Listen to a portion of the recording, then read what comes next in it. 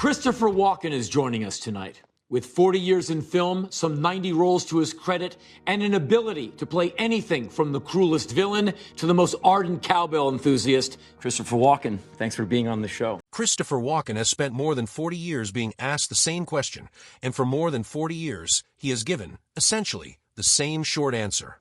He was on a yacht near Catalina Island in November 1981 when Natalie Wood, one of the most famous actresses in the world, went into the water and never came back. He was not in the room when Wagner's version of events keeps getting revised. He was, by his own account, asleep.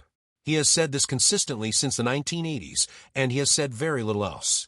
That consistency and that silence is exactly why the case still gets talked about today. This is not a story about a deathbed confession or a shocking reveal. Walken has made no new statement recently, and anyone telling you he has is selling something. What follows is what is actually known, what has genuinely changed over the decades, and what remains, in the words of the Los Angeles County Coroner's Office, officially undetermined. Christopher Walken was born Ronald Walken on March 31, 1943, in Astoria, Queens. His father, Paul, was a German immigrant who ran a bakery. His mother, Rosalie, was the one who pushed her sons toward show business, and she pushed early and hard. Walken was taken to auditions as a small child, began dance training, ballet, tap, acrobatics by around age 3, and by the time he was 10 had appeared on television alongside Jerry Lewis and Dean Martin. He attended the Professional Children's School in New York, an institution built specifically for kids already juggling auditions and rehearsals with schoolwork. He worked through his early years under the name Ronnie Walken before eventually settling on Christopher. His stage career began in earnest in the late 1950s, and by the mid-1960s, he had classical theater credits including Measure for Measure, The Rose Tattoo, and The Lion in Winter. That theatrical grounding matters for understanding what came later. Walken's screen persona, the pauses, the odd cadences, the sense that something might happen at any moment, was never chaos. It was control. Directors trusted him because the strangeness was precise, not accidental. His film career opened up in the early 1970s. He appeared alongside Sean Connery in The Anderson Tapes in 1971, and in 1977 took a small but memorable role in Woody Allen's Annie Hall, a part that lasted only a few minutes but left audiences unsettled in a way few brief performances manage. That ability to unnerve people without raising his voice became something of a signature, and it's part of why, when his name later became attached to a real tragedy, the public was primed to read menace into it, whether or not any was there. In 1978, Walken played Nick Shevotarevich in The Deer Hunter, a Vietnam veteran whose psychological collapse is portrayed less as a breakdown than as a slow disappearance. The performance won him the Academy Award for Best Supporting Actor, his only Oscar to date, and the film itself swept that year's ceremony, taking home 5 Academy Awards, including Best Picture. Rather than using the Oscar as a springboard into conventional leading man roles, Walken went the other direction, becoming more selective and harder to categorize. Over the following decades, he built a filmography of more than 100 film and television credits, work that has grossed well over $1 billion in the United States, along with 2 Tony nominations, multiple Emmy nominations, and a BAFTA. It's a career built on range rather than repetition, comedy, horror, crime drama, prestige film, and it's worth remembering that when this one weekend in 1981 threatens to overshadow everything else he's done. Natalie Wood was born Natalia Nikolaevna Zakharenko on July 20th, 1938, to Russian immigrant parents, and her mother, like Walken's, had decided early that her daughter belonged in front of a camera. By age 8, Wood had a memorable role in Miracle on 34th Street, and by her teens, she'd been nominated for an Academy Award for Rebel Without a Cause, working alongside James Dean in one of the defining youth films of the 1950s. She married actor Robert Wagner in December 1957. The marriage ended within a few years amid well-documented tension, and the two eventually remarried each other in 1972, staying together until her death. Wood's sister Lana Wood and others close to the family have said for years that Natalie had a lasting fear of dark water, reportedly tied to a childhood incident and reinforced by family superstition.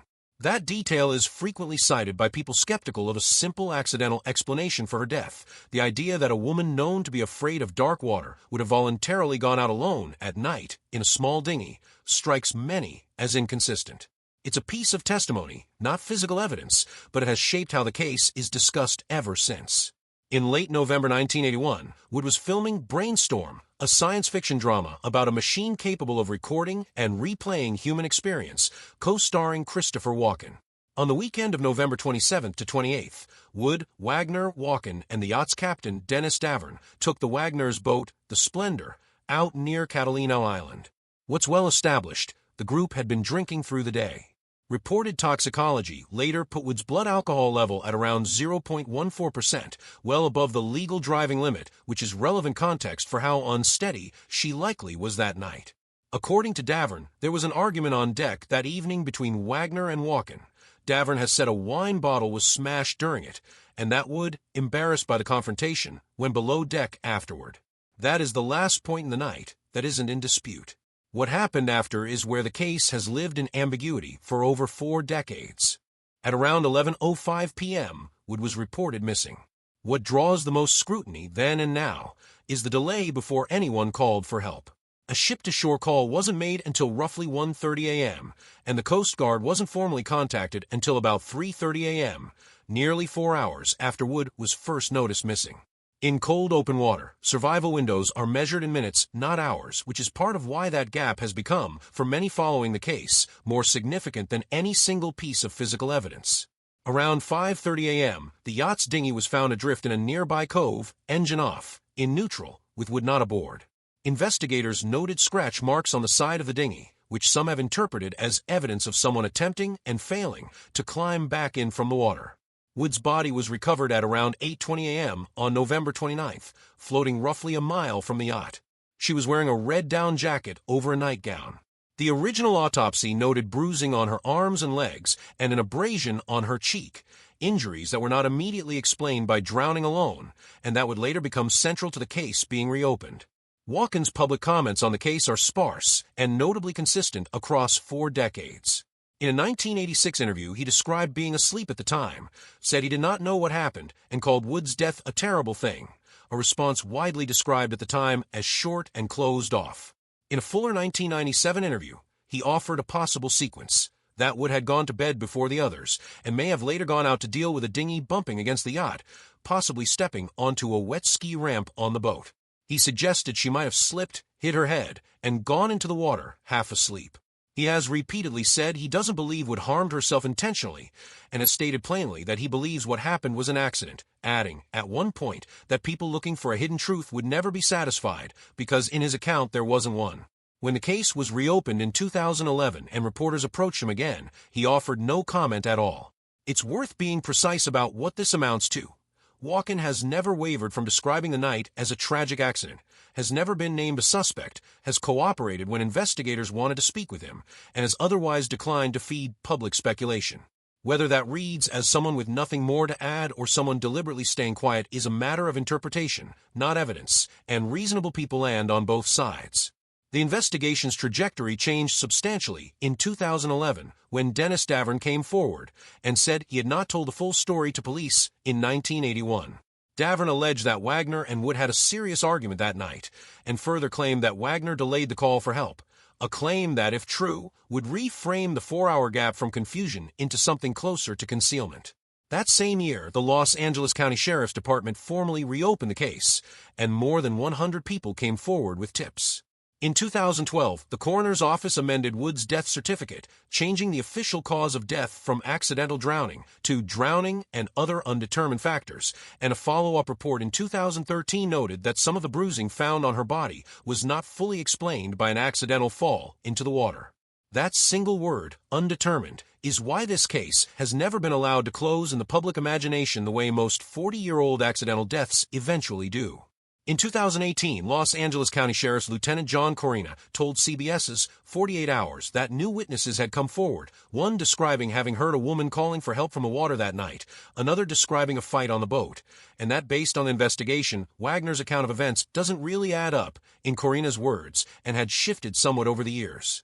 Corina named Wagner a person of interest, specifically because he was the last person known to be with Wood before she disappeared. It's important to be precise about what that designation means and doesn't mean. A person of interest is not a suspect and not someone facing charges. It signals that investigators want to talk to someone who may have relevant knowledge, nothing more, legally speaking. Wagner has repeatedly declined requests to be interviewed by investigators and has denied any wrongdoing.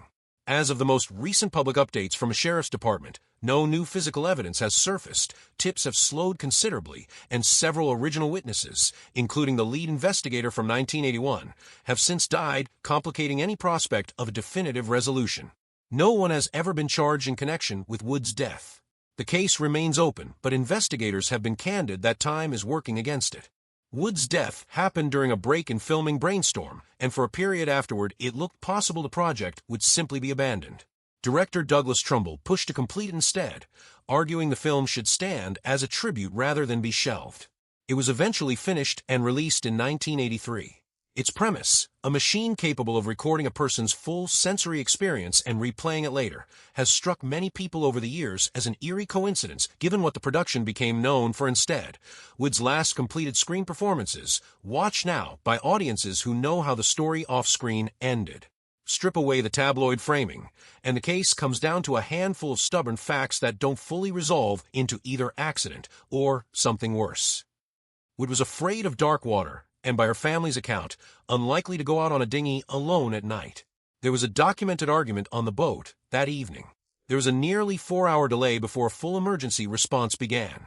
There were bruises and an abrasion that the original investigation didn't fully account for. And there is Walken's account, asleep, unaware, consistent for 40 years, which has never been contradicted by physical evidence, even as Wagner's account has been publicly described by investigators as inconsistent over time. None of that adds up to proof of a crime. It also hasn't been enough, in over a decade of renewed investigation, to produce charges against anyone. What it has produced is a death certificate that still reads undetermined, a sheriff's department that has kept the file open rather than closed, and a public fascination that shows no sign of fading, 44 years on. Christopher Walken's role in all of it has mostly been the role of a man who was there, said what he remembered once or twice, and then declined to say more, which, in a story with this many open questions, has never once been treated by the public as the same thing as having nothing to say.